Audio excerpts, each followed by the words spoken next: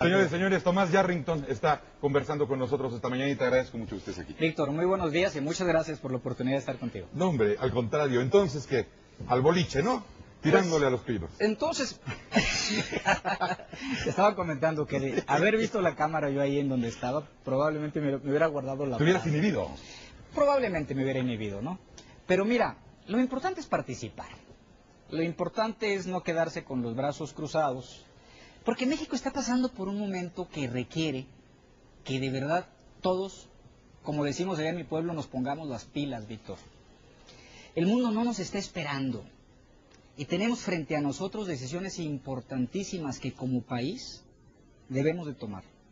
Yo vengo diciendo en las últimas semanas que el próximo presidente de la República, sea quien sea, se habrá sacado el tigre de la rifa. Sí. Hay tantos problemas de urgente resolución que si no impulsamos desde las diferentes trincheras un acuerdo, más allá del interés partidista, que piense en función de México, muy poco vamos a ofrecer como generación a este país. Tienes razón. A lo mejor es el momento menos lucidor para ir por la presidencia de la República porque es uno de los momentos más difíciles del país.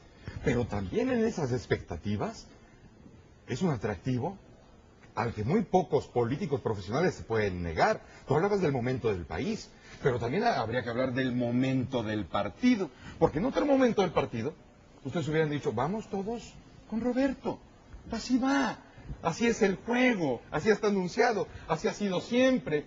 ¿Con quién? Con él, van todos. Y esta vez dijeron, no, no necesariamente Roberto. Porque es una situación inédita, porque por primera vez llegamos como partido sin un presidente de la República haciéndola de fiel de la balanza. Y sin delfín.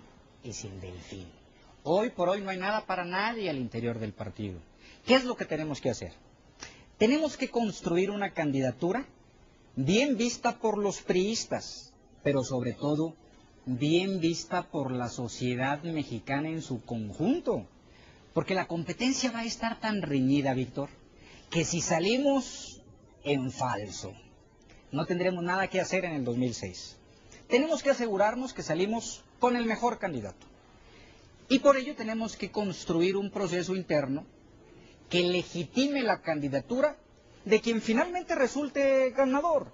Pero tenemos que ir al priismo primero y, de ser posible, a la ciudadanía en general, a preguntarle, hey, ¿a quién quieres como candidato del PRI en el 2006?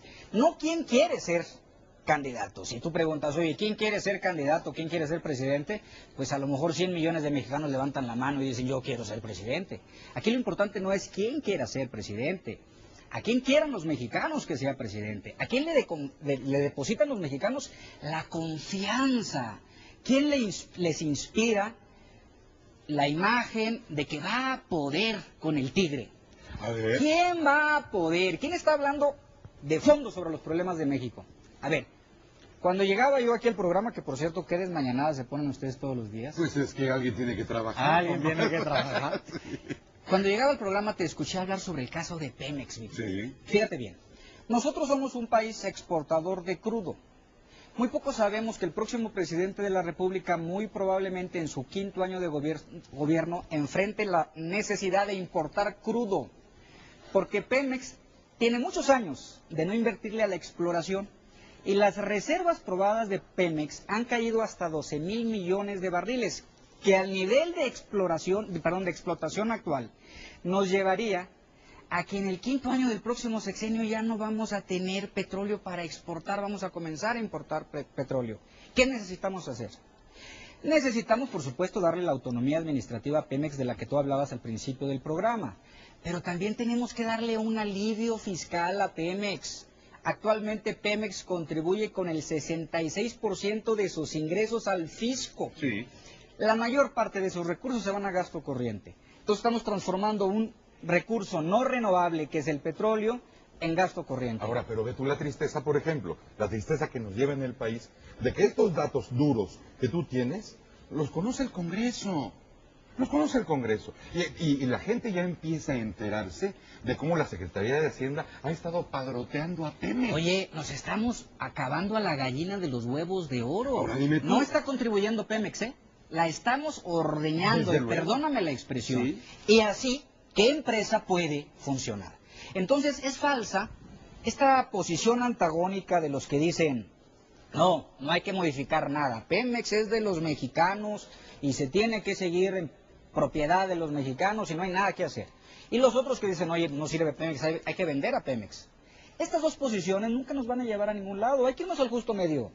Por supuesto que Pemex debe de seguir siendo propiedad de los mexicanos, pero hay que fortalecerla. Es una de las 200 empresas más importantes del mundo. Deberíamos de fortalecer a Pemex. ¿Cómo? Con autonomía administrativa y con un alivio fiscal. Que el secretario de Hacienda haga su trabajo y que resuelva el problema de las finanzas públicas sin depender en absoluto de que ahí tiene a Pemex para seguirle sacando recursos porque es ineficaz en la recaudación de otros impuestos.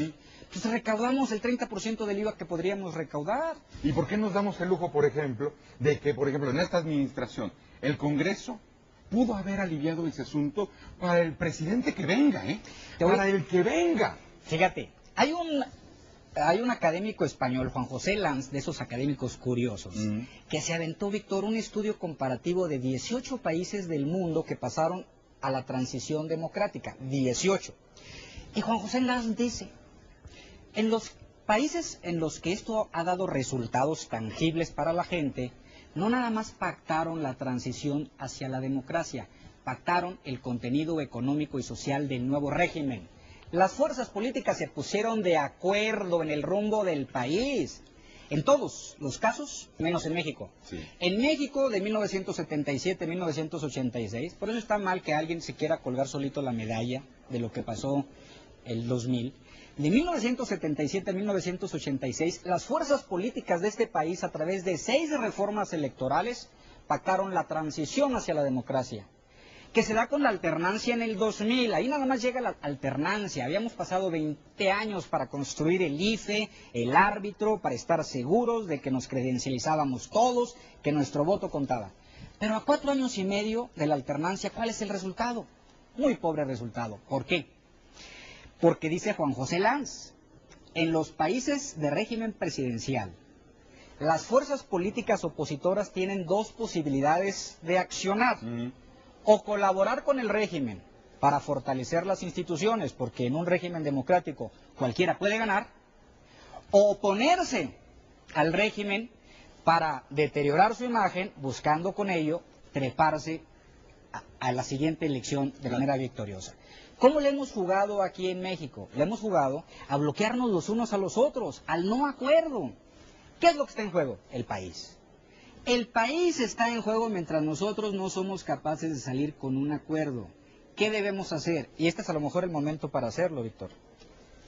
Ahorita que la moneda está en el aire, ahorita en que nadie sabe a cierto quién va a ganar, impulsemos un acuerdo entre las diferentes fuerzas políticas para que sea quien sea el próximo presidente de la República, tenga margen de maniobra para impulsar al país hacia adelante.